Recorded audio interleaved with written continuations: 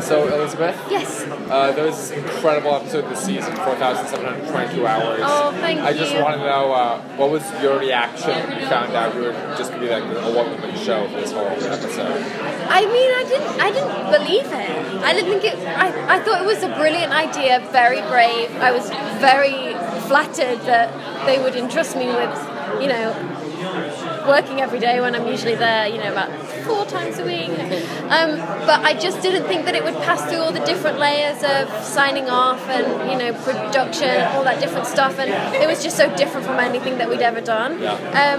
And then all of a sudden, the script was there and I was learning my lines and it was happening. And I mean, those episodes don't happen without the most incredible crew and the most incredible creative and production staff. The writer, Greg Titley, was just, he wrote a beautiful script and it was something, it had to be, the foundation had to be in Agents of S.H.I.E.L.D., but it was so different that it had to be so creative in different ways that, he just killed it. And our director, Jesse Butcher, they wouldn't have even been able to begin to do that if they didn't trust your incredible ability as an actor.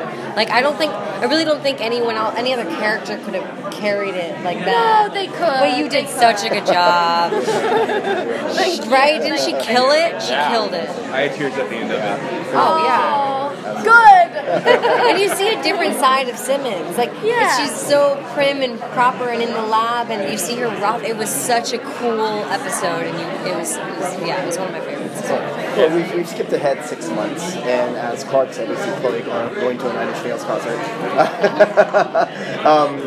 She's clearly broken. Clearly, what do you think it's going to take to get back in the fold and bring the team back together and just have her rejoice? If she rejoices. Scott, Daisy, whatever her name is. She's more like Mary Sky than now. Yeah, she feels more like Sky, yeah. I mean, I'm just copying what you said before. Yeah, no, she is. But she, I think, number one, and I know it feels like what she's doing and her running off and being rogue is kind of selfish, but I think in her mind it's the most selfless thing that she could possibly do. I don't think she's aware of it, but I think that's what she's doing without knowing it.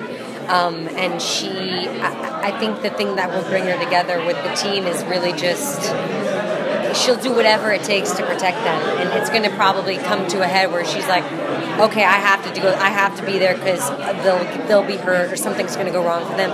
So everything she does, I think, is really to protect the team, and I think she's in mourning and she feels incredibly guilty about being under Sway last season and what she did under that, even though none of that was her fault, but that guilt, I'm sure, is killing her, and she's also lost, her mom tried to kill her, her first boyfriend was like Hydra, and then her other one died. It's been a rough couple years. Yeah, even through it. So I think she's in her happy place of being, or not happy place, but her comfort zone safe, of being alone, isolated, and kind of doing things on her own terms, and really just protecting the team. What was it like having to finally say goodbye to Brett? At this point, he's played Ward, Hydra Ward, Hive Ward, every iteration of Ward. Yeah. The writers are really creative with that, keeping him.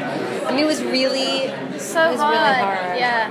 It was really hard. Our last day of shooting was our fight sequence, and that was hard. It was emotional between the characters, and it was emotional between me and Brett, and we knew it was the last time we would be really sweaty and touching each other, which is sad. But the last take, we both had tears in our eyes, and they called a wrap on us, and we both started crying. I mean, it's really emotional.